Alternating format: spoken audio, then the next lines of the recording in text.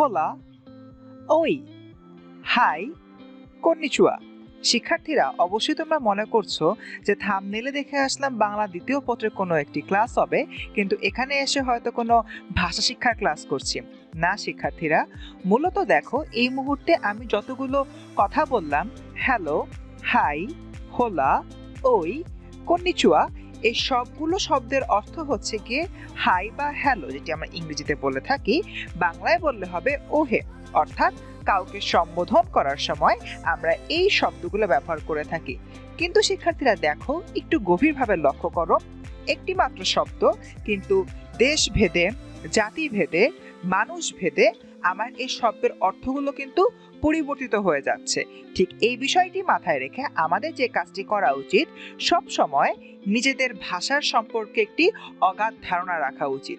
এবং এই বিষয়টিকে মাথায় রেখে নবম দশম শ্রেণী বাংলা দ্বিতীয় পত্রের প্রথম যে পরিচ্ছেদটি রয়েছে ভাষা ও বাংলা ভাষা, এটি নিয়ে আজকের ক্লাসে আমি মাহবুবুল নেওয়াজ ফার্সি, বর্তমানে অধ্যয়নরত আছি ঢাকা বিশ্ববিদ্যালয়, চলে আসলাম তোমাদের কাছে। তাহলে চলো শিক্ষার্থীরা, দেরি না করে আজকের ক্লাসটি শুরু করে ফেলি। শিক্ষার্থীরা লক্ষ্য করো, ভাষার ব্যাপারে যখন আমরা কথা বলতে নেই, যে বিষয়টি আমাদের প্রথমে মাথায় রাখতে হবে সেটি হচ্ছে ভাষা বা আমাদের কথাগুলো কোথা থেকে উদ্ভব হচ্ছে বা কিভাবে আমরা কথাগুলো বলছি। লক্ষ্য করো শিক্ষার্থীরা, গলনালী, মুখ বিবর, কণ্ঠ, জিভ, তালু, দাঁত, নাক, এ সকল প্রত্যঙ্গ দিয়ে মানুষ প্রতিনিয়ত নানান রকম ধ্বনি তৈরি করে। এই মুহূর্তে যে আমি তোমাদের সাথে কথা বলছি, আমি কিন্তু আমার গলনালী ব্যবহার করছি, মুখ বিবর, কণ্ঠ, জিভ, তালু, দাঁত, নাক, সবই কিন্তু একটি একটি করে ব্যবহার করে নানাবিধ ধ্বনি উচ্চারণ করছি এবং সেটি তোমাদেরকে বলছি। এই জায়গা থেকে শিক্ষার্থীরা দেখো, এক বা একাধিক ধ্বনি দিয়ে তৈরি হয় শব্দ। এরপরে দেখো শিক্ষার্থীরা, শব্দের গুচ্ছ দিয়ে বাক্য গঠিত হবে। তার মানে আমি প্রথমে ধ্বনি থেকে তৈরি করব শব্দ, এরপর শব্দগুচ্ছ দিয়ে তৈরি করব বাক্য। এই জায়গা থেকে শিক্ষার্থীরা সবচেয়ে গুরুত্বপূর্ণ যে বিষয়টি এখানে রয়েছে সেটি হচ্ছে, বাক্য দিয়ে মানুষ মনের ভাব আদান প্রদান করে। মনের ভাব প্রকাশক এসব বাক্যের সমষ্টিকে বলে ভাষা। অর্থাৎ এই যে বিষয়গুলো রয়েছে, এগুলো সব মনের ভাব প্রকাশক এবং এগুলো হচ্ছে আমাদের ভাষা। পরবর্তীতে শিক্ষার্থীরা লক্ষ্য করলে আমরা দেখতে পাবো যে ভাষা একদিকে মুখে বলার এবং অন্যদিকে কানে শোনার বিষয়, খুবই স্বাভাবিক একটি বিষয়। এই মুহূর্তে আমি একটি মাইক্রোফোন নিয়ে তোমাদের উদ্দেশ্যে এই ক্লাসটি তৈরি করছি এবং যখন ক্লাসটি তোমাদের কাছে চলে যাবে, তোমরা কিন্তু সুন্দর মতো একটি হেডফোন কানে গুঁজে ক্লাসটি করবে। তার মানে শিক্ষার্থীরা, বুঝতেই পারছো, আমি প্রথমত বলছি, পরবর্তী তোমরা শুনছো এবং তারপরে কি তোমরা বুঝতে পারছো যে আমি আসলে কি পড়াচ্ছি তোমাদের। এবং এই জায়গা থেকে সভ্যতার অগ্রগতিতে মুখের ভাষা ক্রমে লেখার ও ছাপার, সেই সঙ্গে চোখ দিয়ে পড়ার বিষয়ে পরিণত হয়েছে। একদম শুরুতে আমরা শুধু মুখে কথা বলতাম এবং সেটি শুধুমাত্র আমরা শুনতাম। পরবর্তীতে সেই ভাষা আমরা লেখার দিকে নিয়ে গেলাম, ছাপার দিকে নিয়ে গেলাম, যাতে আমাদের দৃষ্টিগোচর হয় এবং আমাদের চোখের সামনে চলে আসে। ফলশ্রুতিতে আমরা ভাষাগুলো চোখ দিয়ে পড়ার বিষয়ে পরিণত করতে পারি। তাছাড়া শিক্ষার্থীরা, এক্ষেত্রে তোমরা একটি প্রশ্ন করতে পারো, আচ্ছা এক্ষেত্রে দৃষ্টি প্রতিবন্ধী যারা রয়েছে ভাইয়া, তাদের ক্ষেত্রে আমি কিভাবে বুঝবো, তারা কিভাবে ভাষা পড়ছে? অবশ্যই শিক্ষার্থীরা, দৃষ্টি প্রতিবন্ধীদের জন্য কিন্তু আলাদা একটি ভাষা রয়েছে এবং তাদের ভাষাকে উঁচু নিচু করে তৈরি করা হয়। ফলশ্রুতিতে তারা হাত দিয়ে ভাষাগুলো অনুভব করে এবং এটি হচ্ছে ব্রেইল ভাষা। অর্থাৎ দৃষ্টি প্রতিবন্ধীরা যে ভাষা ব্যবহার করে সেটি হচ্ছে ব্রেইল ভাষা। আবার বাক প্রতিবন্ধীদের বোঝানোর জন্য রয়েছে বিভিন্ন ধরনের ইশারা ভাষা, যেটি মানুষ নিজেরাই তৈরি করে নিয়েছে। অর্থাৎ শিক্ষার্থীরা, আমার যে কোনো ধরনের প্রতিবন্ধকতা থাকুক না কেন, দিন শেষে যে কোনো ধরনের ভাষাই কিন্তু আমরা ব্যবহার করতে পারি। শিক্ষার্থীরা, পরবর্তীতে লক্ষ্য করো, এই জায়গায় আমরা দেখতে পাই যে ভাষার যে বিভিন্ন পার্থক্য হয়। ক্লাসের একদম শুরুতেই দেখো, আমি একটি মাত্র শব্দ ব্যবহার করেছি ওহে, কিন্তু এই ওহে বা সম্বোধনযুক্ত শব্দটিকে আমি বলছি হাই, হ্যালো, কন্নিচুয়া, বিভিন্ন ধরনের ভাষার মাধ্যমে কিন্তু আমি বিষয়টি উল্লেখ করছি। তার মানে শিক্ষার্থীরা দেখো, জনগোষ্ঠী ভেদে বাক্যের গঠন আলাদা হয়, ভাষাও আলাদা হয়ে ওঠে। আমরা যখন ইংরেজিতে হ্যালো বলি, সেই কথাটি জাপানিরা বলছে কন্নিচুয়া। তার মানে শিক্ষার্থীরা, আমার সম্পূর্ণ ভিন্ন দুটি জনগোষ্ঠী, একটি ইংরেজ জনগোষ্ঠী এবং আরেকটি জাপানি জনগোষ্ঠী। জনগোষ্ঠী ভেদে বাক্যের গঠন তাদের আলাদা, ফলশ্রুতিতে তাদের ভাষাও হয় আলাদা। এভাবে পৃথিবীতে কয়েক হাজার ভাষার জন্ম হয়েছে। পৃথিবীর প্রধান ভাষাগুলোর মধ্যে রয়েছে চীনা, ইংরেজি, হিন্দি, হিস্পানি, আরবি, বাংলা, পর্তুগিজ, রুশ, জাপানি, জার্মান, কোরিয়ান, ফরাসি, তামিল, তুর্কি, উর্দু, ফার্সি প্রভৃতি। অর্থাৎ শিক্ষার্থীরা, আমরা একটি ভাষার অনেকগুলো প্রকার দেখতে পারি এবং এই প্রকার হওয়ার মূল কারণ জনগোষ্ঠী ভেদে ভাষার বাক্যের গঠন আলাদা হয়েছে, ফলশ্রুতিতে ভাষাও আলাদা হয়ে গিয়েছে। এরপরে দেখো শিক্ষার্থীরা, আমরা এখন পড়বো বাংলা ভাষা নিয়ে। বাঙালি জনগোষ্ঠী অর্থাৎ তুমি, আমি, আমরা যারা রয়েছি, যে ভাষা দিয়ে তাদের মনের ভাব প্রকাশ করে সেটি গিয়ে বাংলা ভাষা। তার মানে শিক্ষার্থীরা, তোমাদের যে বিষয়টি মাথায় রাখতে হবে সেটি ভাষা মানে এর মাধ্যমে আমি মনের ভাব প্রকাশ করব।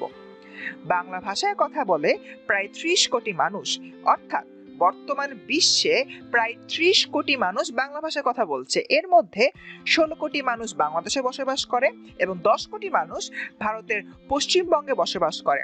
এছাড়া ত্রিপুরা, আসাম, বিহার, ঝাড়খণ্ড, ওড়িশা সহ ভারতের অন্যান্য প্রদেশে প্রায় 3 কোটি এবং পৃথিবীর বিভিন্ন দেশে আরো প্রায় 1 কোটি বাংলা ভাষাভাষী মানুষ রয়েছে। এবং সবকিছু মিলিয়ে আমরা যদি একটি হিসাব করতে চাই তাহলে আমরা দেখতে পাই মাতৃভাষী মোট জনসংখ্যার ভিত্তিতে বাংলা ভাষার স্থান পৃথিবীতে 6ষ্ঠ। তার মানে বাংলা পৃথিবীর 6ষ্ঠ বৃহত্তম ভাষা। আশা করি বিষয়টি বুঝতে পেরেছো।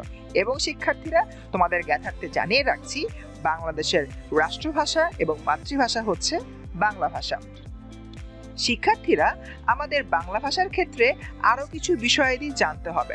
দেখো শিক্ষার্থীরা, পৃথিবীর ভাষাগুলোকে ইন্দো ইউরোপীয়, চীনা তিব্বতীয়, আফ্রিকীয় সেমিও হেমিও, দ্রাবিড়ীয়, অস্ট্রো এশীয় প্রভৃতি ভাষা পরিবারে ভাগ করা হয়ে থাকে।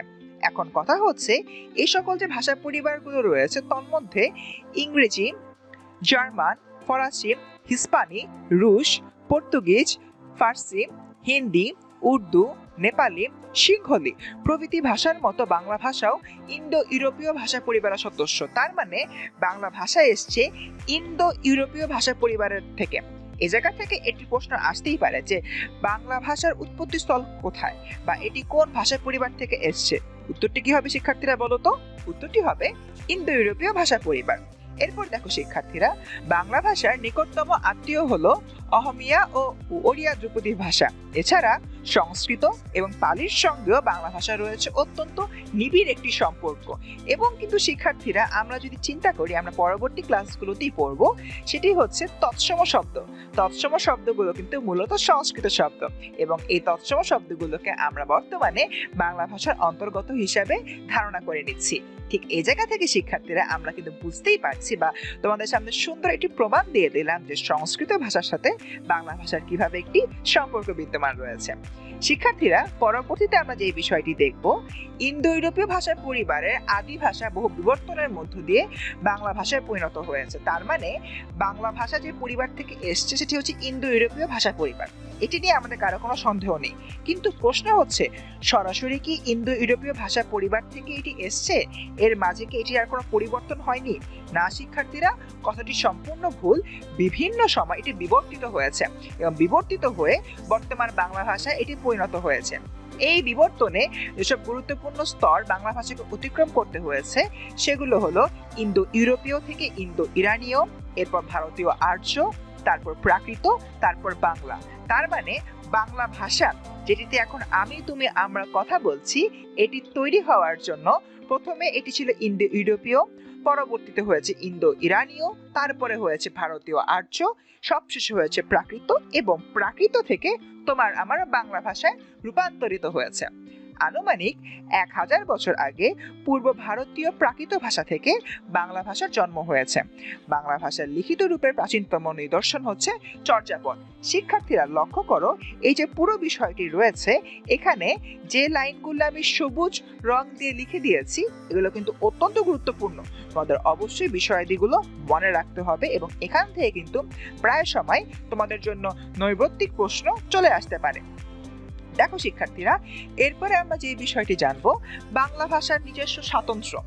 বাংলা ভাষায় রয়েছে কালগত ও স্থানগত স্বাতন্ত্র্য, অর্থাৎ আমরা 1000 বছর আগের যে ভাষাটি রয়েছে, 500 বছর আগেরকার যে ভাষাটি রয়েছে, এমনকি 19 শতকের প্রচলিত যে বাংলা ভাষাটি ছিল সেই ভাষার তুলনায় বর্তমানে তুমি আমি আমরা যে বাংলা ভাষা ব্যবহার করছি সেখানে কিন্তু নানানবিধ পরিবর্তন এসছে। আবার ভৌগোলিক এলাকা ভেদে বাংলা ভাষার নানান বৈচিত্র্য লক্ষ্য করা যায়। ভাষার এই আঞ্চলিক বৈচিত্র্য যেটি রয়েছে এটি হচ্ছে উপভাষা। যেমন শিক্ষার্থীরা, আমাদের দেশের কথা চিন্তা করো, আমি তুমি আমরা এই মুহূর্তে হয়তো চলিত ভাষায় বা শুদ্ধ রূপে কথা বলছি, কিন্তু যারা বিভিন্ন এলাকা থেকে আসছে বা বিভিন্ন এলাকার ঐতিহ্য ধারণ করছে তাদের কিন্তু ভাষাগুলোর মাঝে ওই এলাকার মানুষের ভাষার একটি টান থেকে থাকে। যদি আমি উদাহরণস্বরূপ চট্টগ্রামের মানুষের কথা চিন্তা করি, তাদের ভাষার মাঝে চাটগাঁইয়া ভাষার একটি টান রয়েছে। এরপর যদি আমরা নোয়াখালীর মানুষদের কথা চিন্তা করি, তাদের ভাষার মাঝে নোয়াখালী ভাষার একটি টান রয়েছে। তার মানে শিক্ষার্থীরা, যে অঞ্চল ভিত্তিক ভাষার মাঝে যেটি বৈচিত্র্য দেখতে পাচ্ছি সেটি হচ্ছে আমাদের উপভাষা। তার মানে বলতে পারি ভাষার এই আঞ্চলিক বৈচিত্র্যকে বলতে পারি আমরা উপভাষা। আশা করি শিক্ষার্থীরা উপভাষা বিষয়টি কি এবং কিভাবে এটি কাজ করে সেই বিষয়টি তোমরা ধরতে পেরেছো। শিক্ষার্থীরা, এরপরে আমরা আরো একটি বিষয় সম্পর্কে জানবো, সেটি হচ্ছে বাংলা ভাষার নিজস্ব লিপির ব্যাপারে। এবং এই জায়গা থেকে আমরা জানতে পারি বাংলা লিপি রয়েছে মোট 50টি। কিন্তু কথা হলো এই 50টি লিপির মাঝে স্বরবর্ণ হচ্ছে 11টি এবং ব্যঞ্জন বর্ণ হচ্ছে 39টি। অবশ্যই শিক্ষার্থীরা এই বিষয়টি আমাদের মনে রাখতে হবে, কতটি স্বরবর্ণ কতটি ব্যঞ্জন বর্ণ। শিক্ষার্থীরা, পরবর্তীতে আমরা দেখব প্রায় 2500 বছর আগে উপমহাদেশে ব্রাহ্মী লিপির জন্ম হয়। ব্রাহ্মী লিপির পূর্ব ভারতীয় শাখা 10ম শতক নাগাদ কুটিল লিপি নামে পরিচিতি লাভ করে। অর্থাৎ শিক্ষার্থীরা বোঝার চেষ্টা করো, 2500 বছর আগে উপমহাদেশে যে লিপির জন্ম হয় তার নাম হচ্ছে ব্রাহ্মী লিপি। ব্রাহ্মী লিপির পূর্ব ভারতীয় শাখা অর্থাৎ 10ম শতক নাগাদ কুটিল লিপি নামে পরিচিতি লাভ করে।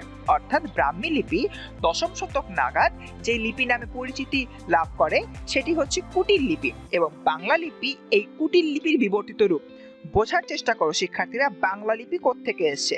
2500 বছর আগে আমার ছিল ব্রাহ্মী লিপি, পরবর্তীতে ভারতীয় এই শাখাটি 10ম শতক নাগাদ পরিবর্তিত হয়ে তৈরি হয়ে যায় কুটিল লিপি, এবং এই কুটিল লিপি বিবর্তিত হয়ে তৈরি হয় বাংলা লিপিতে। এবং শিক্ষার্থীরা লক্ষ্য করো, এখানে অহমিয়া, বড়ো, মণিপুরি প্রভৃতি ভাষাও বাংলা লিপিতে লেখা হয়। সংস্কৃত এবং মৈথিলি ভাষা এক সময় এই লিপিতে লেখা হতো। তার মানে শিক্ষার্থীরা, আমরা হয়তো বুঝতেই পারছি সম্পূর্ণ বিষয়টি। সেটি হচ্ছে ব্রাহ্মী লিপি যেটি রয়েছে, ব্রাহ্মী লিপি মূলত এসছিল প্রায় 2500 বছর আগে। তারপরে 10ম শতক নাগাদ আসে কুটিল লিপি, এবং কুটিল লিপি বিবর্তিত হয়ে তৈরি হয়েছে বাংলা লিপি। এরপর শিক্ষার্থীরা আমরা দেখি বাংলাদেশের জীবনযাত্রার প্রায় সব ক্ষেত্রেই বাংলা ভাষা ব্যবহারের বিষয়টি সরকারিভাবে বাধ্যতামূলক। এছাড়া ভারতের পশ্চিমবঙ্গ ও ত্রিপুরা প্রদেশের অন্যতম দাপ্তরিক ভাষা বাংলা। শিক্ষার্থীরা, এখানে একটি বিষয় বুঝতে হবে, সরকারিভাবে বাধ্যতামূলক বলতে কি বোঝানো হচ্ছে। সরকারের যে সকল দপ্তর রয়েছে বা যেসব জায়গায় আমাদের বিভিন্ন দাপ্তরিক কাজ করতে হয় সেখানে কিন্তু অবশ্যই আমরা বাধ্যতামূলকভাবে বাংলা ভাষাটি ব্যবহার করি, কারণ বাংলা ভাষা আমাদের রাষ্ট্রভাষা, বাংলা ভাষা আমাদের মাতৃভাষা। তাই এই জায়গায় আমরা জীবনযাত্রার প্রায় সব ক্ষেত্রে বাংলা ভাষা ব্যবহার করে থাকি এবং এটি সরকারিভাবে বাধ্যতামূলক করে দেওয়া হয়েছে। এরপর শিক্ষার্থীরা, আমরা আজকের ক্লাসের একদম শেষাংশে চলে এসেছি। এখানে আমরা কিছু পরিমাণে নৈবর্তিক প্রশ্ন সমাধান করব এবং তোমাদের জন্য রয়েছে একটি কুইজ পরীক্ষা। শিক্ষার্থীরা, প্রথম যে প্রশ্নটি রয়েছে সেটি হচ্ছে ব্রেইল ভাষা ব্যবহার করে কারা। শিক্ষার্থীরা, তোমরা একটু চিন্তা করো তো, দেখো তো কারা ব্রেইল ভাষা ব্যবহার করে। আজকের ক্লাসে কিন্তু আমরা পড়ে এসেছি শ্রবণ প্রতিবন্ধীরা, দৃষ্টি প্রতিবন্ধীরা, মানসিক প্রতিবন্ধীরা নাকি শারীরিক প্রতিবন্ধীরা। আমার কাছে মনে হচ্ছে শিক্ষার্থীরা উত্তরটি হবে দৃষ্টি প্রতিবন্ধীরা। হ্যাঁ শিক্ষার্থীরা, তোমরা যারা মনে করেছো দৃষ্টি প্রতিবন্ধীরা, তাদের উত্তর একদম শতভাগ সঠিক হয়েছে। তার কারণ হচ্ছে দৃষ্টি প্রতিবন্ধীরা দেখতে পায় না, তারা তাদের ভাষাগুলো হাত দিয়ে অনুভব করে বুঝে থাকে। ঠিক এই জায়গা থেকে ব্রেইল ভাষা যেটি উঁচু নিচু করে লেখা থাকে এবং দৃষ্টি প্রতিবন্ধীরা এই ভাষাটি ব্যবহার করে। শিক্ষার্থীরা, আমাদের পরবর্তী প্রশ্নটি হচ্ছে মাতৃভাষী জনসংখ্যার দিক থেকে বাংলা পৃথিবীর কততম ভাষা? চতুর্থ, পঞ্চম, ষষ্ঠ নাকি সপ্তম? এই প্রশ্নটির উত্তর আমি আর দিয়ে দিব না। নিচের কমেন্ট বক্সে তোমরা সবাই এই প্রশ্নটির উত্তরটি জানিয়ে দিবে এবং তখনই আমি বুঝতে পারবো তোমরা আমার ক্লাসটি কতটা মনোযোগ সহকারে করেছো। এবং শিক্ষার্থীরা, এই সঠিক উত্তরটি আশায় রইলাম এবং অবশ্যই তোমরা যখন কমেন্ট সেকশনে জানিয়ে দিবে আমি কিন্তু এসে কমেন্ট সেকশনে সঠিক উত্তরটি তোমাদের উদ্দেশ্যে অবশ্যই বলে দিব। কিন্তু তার আগে তোমাদের নিজেদের এই প্রশ্নটির উত্তর লিখতে হবে। শিক্ষার্থীরা, আজকের মতো এই ক্লাসটি এখানেই শেষ হচ্ছে। দেখা হচ্ছে পরবর্তী কোনো ক্লাসে। সেই পর্যন্ত সবাই ভালো থেকো। আসসালামু আলাইকুম। এবং যে কোনো প্রয়োজনে চলে যাবে www.10minuteschool.com এ। এখানে আমাদের যাবতীয় কোর্সসমূহ রয়েছে এবং অবশ্যই 10 মিনিট স্কুলের অ্যাপ ডাউনলোড করে 10 মিনিট স্কুলের পাশে থাকবে।